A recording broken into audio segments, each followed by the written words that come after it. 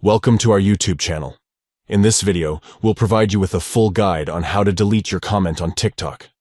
If you've posted a comment that you no longer want to be visible, follow these simple steps. Step 1. Open the TikTok app on your device.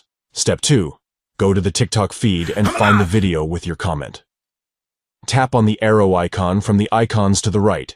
This will bring up the options menu for the video. Step 3. Tap on the comment icon from the icons to the right.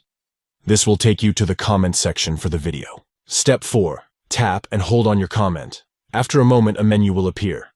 Tap on Delete to remove your comment from the video. By following these steps, you can easily delete your comment on TikTok.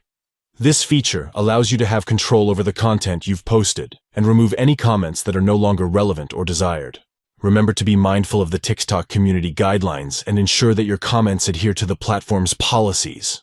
Deleting comments can help maintain a positive and respectful environment for all users. Thank you for watching, and enjoy managing your comments on TikTok.